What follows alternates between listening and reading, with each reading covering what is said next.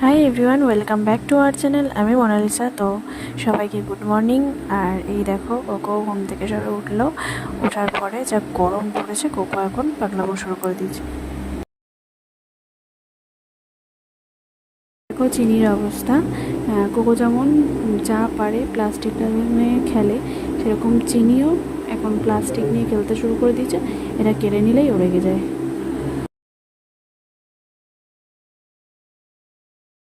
এই দেখো কোকোর অবস্থা। কোকো জল খাচ্ছে, আবার একটু শুচ্ছে, আবার জল খাচ্ছে।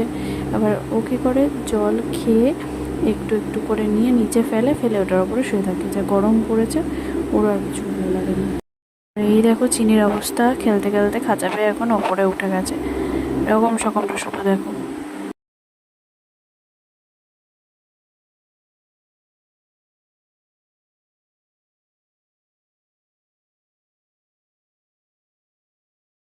সঙ্গে কোকোকেও দেখো, একবার ঘরে গিয়ে শুচ্ছে, একবার বাইরে এসে শুচ্ছে, একবার ওই ছোটো ঘরে গিয়ে শুচ্ছে। ওরও আর ভালো লাগছে না এই গরমে।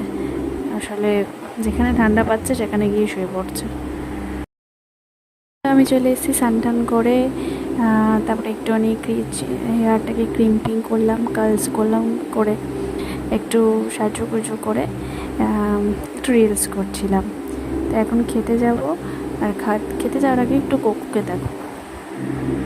তো এখন খাওয়া দাওয়া হয়ে যাওয়ার পরে এখন ওই সিংহাসনের নিচে শুয়ে থাকে, কারণ ওখানে একটু ঠান্ডা থাকে বলে। এই দেখো কোকোকে। তো আজকে জানোই এত গরম পড়েছে, তার জন্য পার্লার সকালবেলাটা বন্ধ ছিল। এখন আমি কাজে যাচ্ছি, আর ঝিলপাড়ে তো ভীষণ রোদ।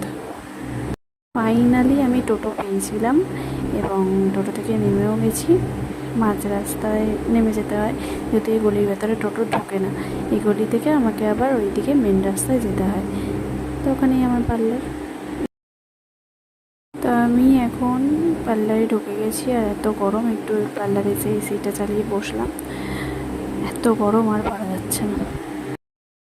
তো সন্ধ্যাবেলার টাইমটা মাথায় যন্ত্রণা করছিলো বলে একটু চা খেতে গেছিলাম। চাটা খেয়ে এই পার্লারে ঢুকছি, কাস্টমার এসে পরে তোমাদের সাথে আবার দেখা হচ্ছে। তো আমি বাড়িতে চলে এসেছি, খুব টায়ার্ড। তো চলো, তোমাদের সাথে আবার কালকে দেখা হচ্ছে। Good night.